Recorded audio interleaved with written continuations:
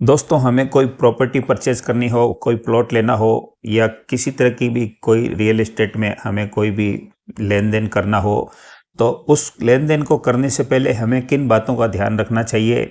कोई प्लॉट खरीदते वक़्त हमें उसमें क्या-क्या चीज़ें देखनी चाहिए? क्या-क्या चीज़ों को चेक करना चाहिए? या किन-किन बातों की सावधानियाँ रखनी चाहिए? आज के इस वीडियो में मैं इन सभी टॉपिक्स को कवर करने वाला हूँ और 10 से 11 टॉपिक्स पे मैं आपको इन सभी बातों की जानकारी देने वाला हूँ। जो सबसे पहला पॉइंट है जिस पे हम बात करने वाले हैं, वो ये है कि जो भी आप प्लॉट खरीदना चाहते हैं, उस प्लॉट का टाइटल क्या है? किसी भी संस्था ने, किसी भी निकाय ने उसको पट्टा दिया है या सिर्फ वो एग्रीकल्चर ज़मीन है और उसकी रजिस्ट्री हुई हुई है? जिस प्लॉट की रजिस्ट्री हुई हुई हो वो एकदम प्लॉट सही नहीं हो सकता है, उस बात की कोई गारंटी नहीं है कि वो 100% सही तरीके से हो। उसके बजाय अगर किसी निकाय का टाइटल है या पट्टा जारी किया हुआ है तो वो प्लॉट की हम जांच कर सकते हैं कि उस प्लॉट में कोई इश्यू तो नहीं है, कोई परेशानी तो नहीं है या किसी तरह की कोई प्रॉब्लम तो नहीं है। इसके अलावा दोस्तों, अगर आप किसी प्लॉट को लेने का इकरार करना चाहते हैं और आपको वो एरिया समझ में आ रहा है, तो उस एरिया की पूरी जानकारी आपको पहले कर लेनी चाहिए। आपको ये देख लेना चाहिए कि क्या वो एरिया मास्टर प्लान में तो नहीं आ रहा है या गवर्नमेंट की भविष्य की किसी स्कीम में उस एरिया में कोई दिक्कत तो नहीं आने वाली है। वो प्लॉट कितने फीट की रोड पर है और उसके आसपास डेवलपमेंट कितना है, इन सभी बातों की जानकारी भी आपको पहले कर लेनी चाहिए। इसके अलावा दोस्तों, जब भी आप कोई प्लॉट खरीदना चाहते हैं तो आपको अपनी कैपेसिटी के अकॉर्डिंग एक बजट जरूर बना लेना चाहिए, क्योंकि अगर बजट से ओवर हम कोई प्रॉपर्टी खरीदेंगे तो हमें कई समस्याओं का सामना करना पड़ेगा, बैंक लोन लेना पड़ेगा या ओवर बजट होकर परेशान होना पड़ेगा।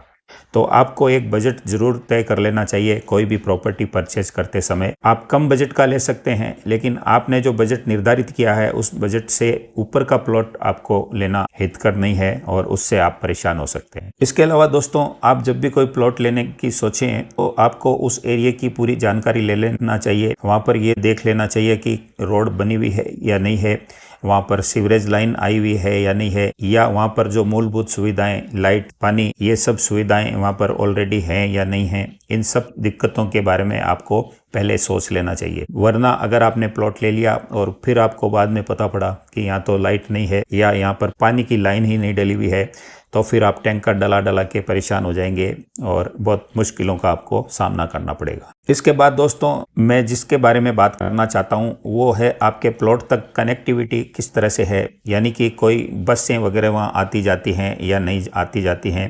आपका प्लॉट मेन रोड से कितना दूर है, मेन रोड से उसकी कनेक्टिविटी कितना नज़दीक है या कितना दूर है, इन सब बातों पर भी आपको गौर कर लेना चाहिए। और इसमें एक चीज़ और ये देख लेनी चाहिए कि आपका जो प्लॉट आप ले रहे हैं, आप जिस सिटी में या जिस शहर में ले रहे हैं, तो उस शहर के मेन रेलवे स्टेशन या और जो भी कोर्ट्स वगैरह होते हैं, तो उन जगहों से उस प्लॉट्स की दूरी कितनी है और उसकी वहाँ से वहाँ तक कनेक्टिविटी किस प्रकार बनती है, इन सब चीज़ों पर भी आपको गौर जरूर करना चाहिए। इसके अलावा दोस्तों, नेक्स्ट पॉइंट ये है कि आप जहाँ पर भी कोई प्लॉट लेकर घर बनाना चाहते हैं या वहाँ पर निवास करना चाहते हैं, तो आपको उस प्लॉट से हॉस्पिटल्स फैसिलिटीज वगैरह कितनी दूर है, या आप जिस शहर में रह रहे हैं उस शहर के बड़े हॉस्पिटल कितनी दूर हैं, इन सब बातों को भी आपको देख लेना चाहिए।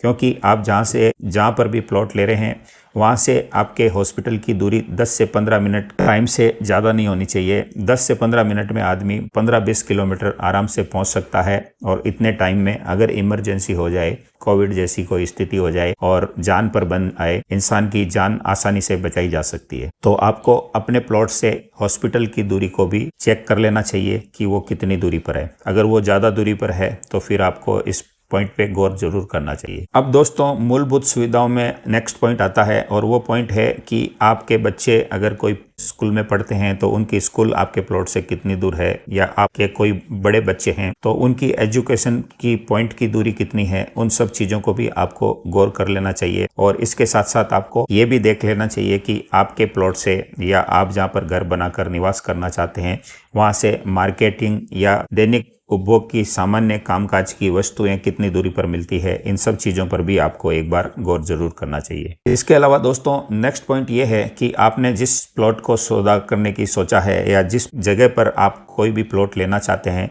तो उस प्लॉट की माप को आपको चेक कर लेना चाहिए।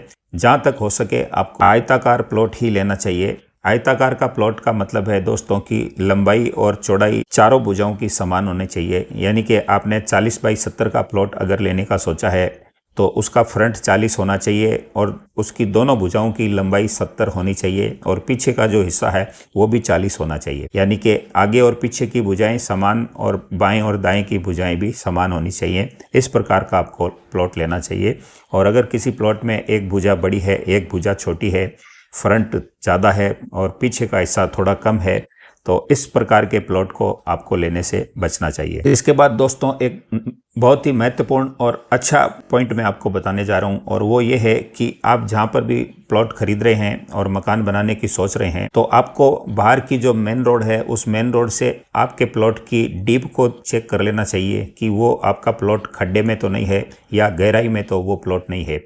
अगर वो मेन रोड से गहराई में है तो वो प्लॉट आपको महंगा पड़ेगा और उसमें आपको मकान जब बनाएंगे तो खर्चा भी आपको ज़्यादा पड़ेगा, क्योंकि आपको उसको रोड के अकॉर्डिंग समतल उसको आपको करना पड़ेगा और उसमें आपका एक्स्ट्रा इन्वेस्टमेंट लग जाएगा। और कभी कभार कोई पानी वगैरह आने की या बारिश के दिनों में कोई नाला वगैरह बहे तो खड्डे में अगर प्लॉट होगा तो वहाँ पर पानी इकट्ठा होगा और आपको आने जाने में और कई तरह की मुश्किलों का सामना करना पड़ेगा। तो कोई भी प्लॉट अगर रोड से नीचे हो और खड्डे में हो या उसका समतल मेन रोड से डीप में हो तो इस ऐसे प्लॉट को लेने से भी आपको बचना चाहिए। इसके अलावा दोस्तों जब भी आप वहाँ पर जो प्लॉट आपने लेने का इकरार किया है और वहाँ पर आप मकान बनाने की सोचेंगे और आपको तमाम तरह की सुविधाएं वहाँ पर चाहिए होंगी। आपको बजरी, सीमेंट, लोहा, कंकड़, पत्थर, तमाम तरह के बिल्डिंग मटेरियल से रिलेटेड आइटम आपको वहाँ पर चाहिए होंगे।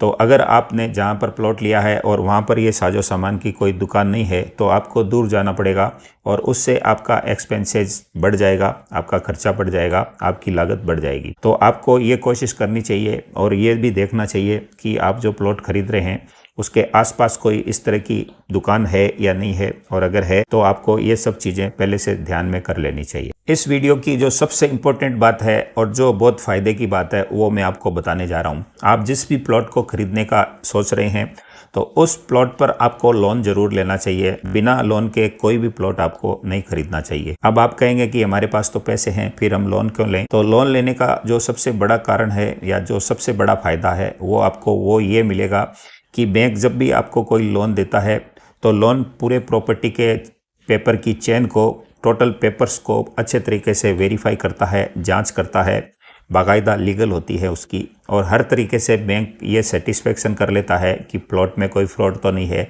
डॉक्यूमेंट डुप्लीकेट तो नहीं है, या प्लॉट में किसी तरह का कोई विवाद तो नहीं है, या ऑलरेडी कोई लोन तो नहीं लिया हुआ है।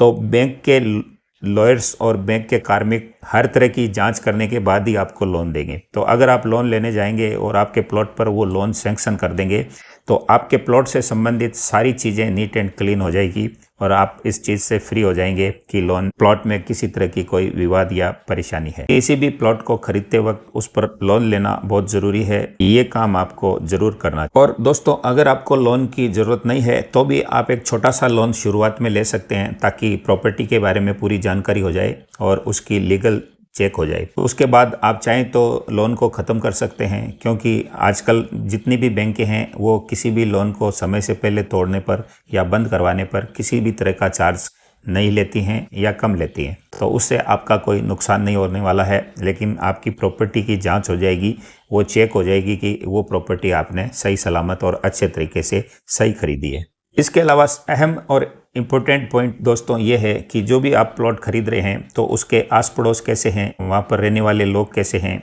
उसके आसपास की सोसाइटी कैसी है, कहीं कोई लड़ाई झगड़ा करने वाले या कोई गलत तरह के लोग तो वहाँ नहीं रह रहे हैं। आस पड़ोस के लोगों से इस तरह की आपको अच्छे तरीके से पूछताछ कर लेनी चाहिए। प्लॉट लेकर जब मकान बनाएंगे तो आपको वहाँ पर ज़िंदगी भर रहना है, लंबे समय तक रहना है। तो अगर गलत पड़ोसी के पास जाकर आप रहे तो आपके लिए एक मुश्किल भरा काम हो जाएगा और आपको वहाँ पर रहना बहुत ज़्यादा टिपिकल और तकलीफ भरा हो सकता है। तो इस पॉइंट पे ज़रूर गौर करें दोस्तों।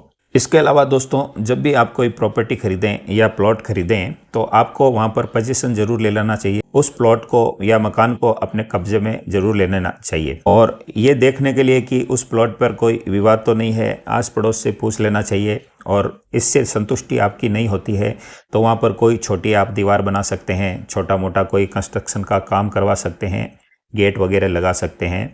और इस तरह से अगर कोई उस पर विवाद होगा तो वो सामने आ जाएगा। उसके समय पर सामने आने से आप बाकी की भविष्य में होने वाली मुश्किलों से बच जाएंगे। तो इस प्रकार से दोस्तों मैंने जो इतनी सारी आपको बातें बताई, और इन सब बातों को जब भी आप कोई प्लॉट खरीदने जाएं या मकान खरीदने जाएं या अपने लिए कोई पर्सनल प्रॉपर्टी खरीदें, तो इन सारी बातों को आपको गौर कर लेना चाहिए और इन सभी टॉपिक्स को एक एक बार करके चेक जरूर कर लेना चाहिए, ताकि आपको आने वाली मुश्किलों से बचा जा सके।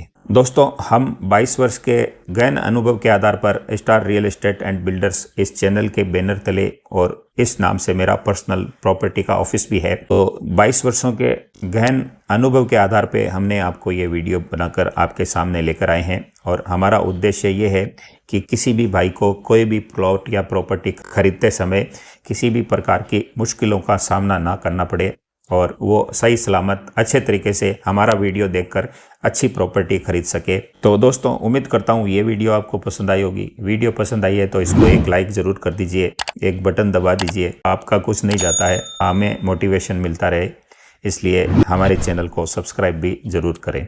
तो नेक्स्ट वीडियो में मिलते हैं दोस्तों। कमेंट्स में ज़रूर बताइए कि आपको नेक्स्ट वीडियो किस सब्जेक्ट पर चाहिए। तो मिलते हैं नेक्स्ट वीडियो में, तब तक के लिए नमस्कार, जय हिंद।